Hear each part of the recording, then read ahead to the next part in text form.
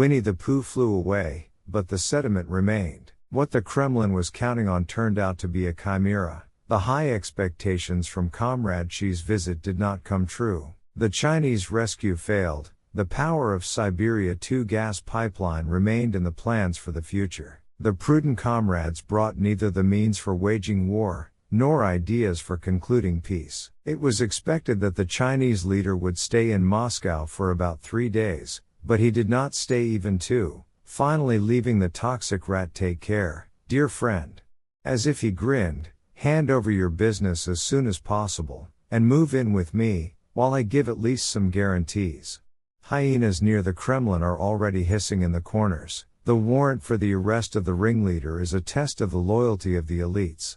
At the same time, oligarch Vladimir Lysin tiptoed out of the bureau of the board of the Russian Union of Industrialists and Entrepreneurs in order not to be included in the sanctions list. And the leader insistently demanded from the security forces to intensify repression among the population, capable of hitting extremism. The animal lizards nod, but do not enter, and so we strangle every third one, which means we will nightmare every second one. Medvedev, always ready to go to hell, joined the nightmare. First, he threatened with a missile attack on the Bundestag for his readiness to arrest Putin and hand him over to the Hague. Then he read Stalin's telegram to the industrialists, hinting that if he did not fulfill the plan for the production of tanks, he would smoke in the Zayuzu from the Generalissimo's pipe and reveal all the enemies. They listened, but for some reason they were not afraid, and all week Gherkin and Prigozhin held, each in his own dull register. The first predicted a nightmare from the upcoming offensive of the armed forces of Ukraine. The second tried to soften his protracted conflict with the Ministry of Defense. The ghoul has almost come to terms with the idea that the Ukrainian epic for his thugs is about to end with Kobzonari, so he will have to reorient himself towards the African direction. And on the lower floors of the collector, price nightmares reigned. According to the FOM, 47% of Russians polled are shocked by the monthly rise in prices for basic products, goods and services. 28% humbly believe that the growth is quite normal. At the same time, a quarter of respondents are horrified that prices will continue to rise faster than before, and only Prime Minister Miss Houston, refreshed after meeting with the Chinese Winnie, on Thursday optimistically soloed in front of the cardboard parliament, promising to somehow break through.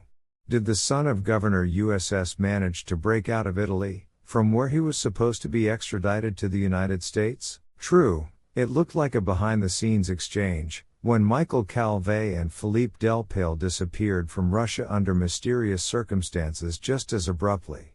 The lawyer confirmed that Calvé was already in the United States. For him, the cave nightmare was over. But for Putin, it is just beginning. His accomplice in the illegal deportation of Ukrainian children Lvova-Belova has already turned on the fool and said that she does not understand the essence of the charges.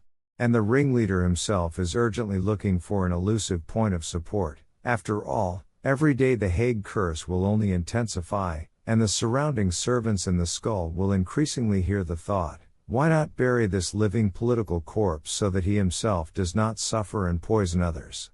Brazil and South Africa have already said they will be forced to arrest Putin if he appears on their territory. But at the same time, South Africa, as if nothing had happened, invites a criminal to the August BRICS summit. Peskov, swimming in cognitive dissonance, blurted out that a decision on Putin's visit to this summit had not yet been made. It is unlikely that the bunker will risk going there, even if he lives. Zaluzny's advisor Dan Rice announces a powerful counteroffensive that will shock the whole world. So the main nightmare for the Rashists and their bald commander is yet to come. By the way, Slovakia has already handed over the first 4 MiG-29s to Ukraine. The rest of the aircraft will be handed over in the coming weeks.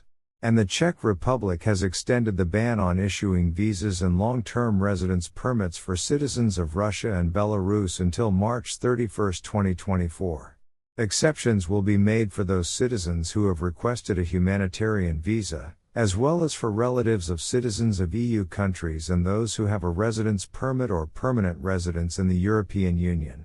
And while Raiffeisenbank is being literally forced to leave Russia under the Damocles sword of US sanctions, Italian Prime Minister Giorgia Meloni vetoed a takeover deal for the Italian cloud service provider over funding ties to Yandex.